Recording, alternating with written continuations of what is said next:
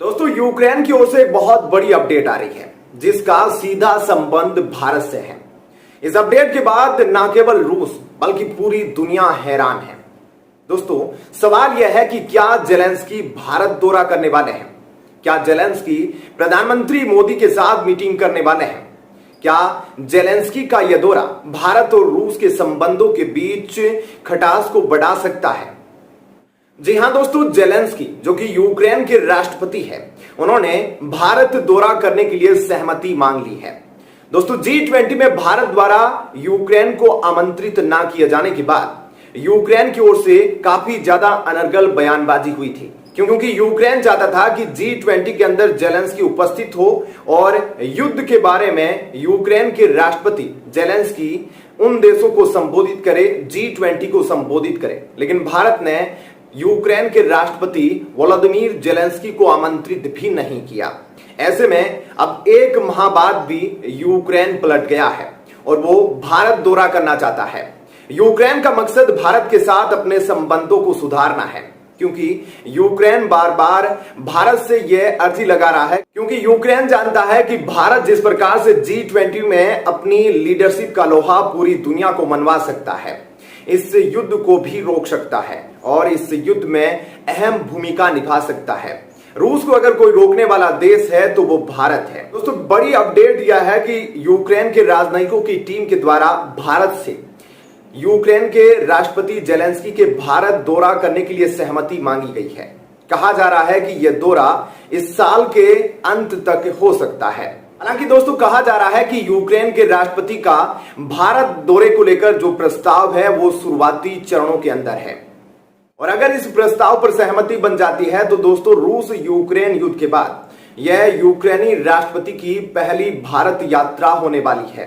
दोस्तों, जो Ukraine G20 में जेलेंस्की को आमंत्रित ना किए जाने के बाद भारत पर काफी ज्यादा अनर्गल बयानबाजी कर रहा था, एक महीने के बाद भी पलट गया है। जी हां, 9-10 सितंबर को जब भारत के अंदर G20 समिट हुई थी, उस वक्त यूक्रेन चाहता था कि उसके राष्ट्रपति को G20 में संबोधित करने के लिए आमंत्रित किया जाए, लेकिन भारत ने ऐसा नहीं किया।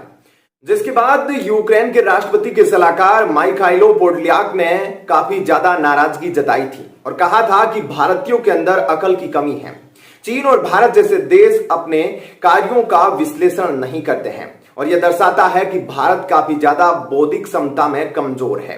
तो आपको बता दूं कि भारत, रूस और यूक्रेन जंग को लेकर न्यूट्रल रवैया रख रहा है। हालांकि प्रधानमंत्री मोदी ने एससीओ समिट के दौरान पुतिन को यह साफ तौर पर कहा था कि यह समय युद्ध का नहीं है।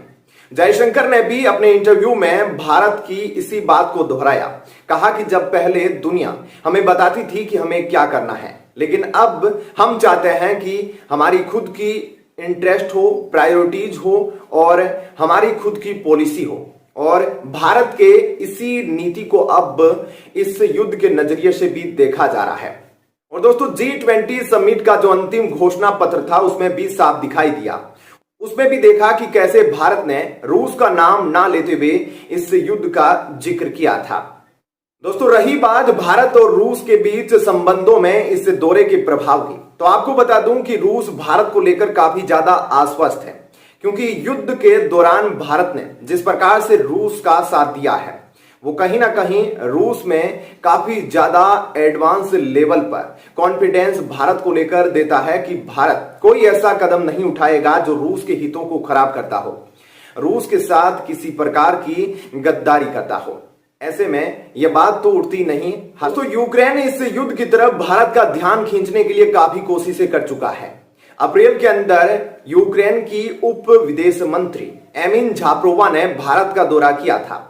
उस वक्त उन्होंने कहा था कि अगर इस युद्ध से पहले ही हम अपने पड़ोसियों से निपट लेते तो आज ऐसी कंडीशन नहीं होती।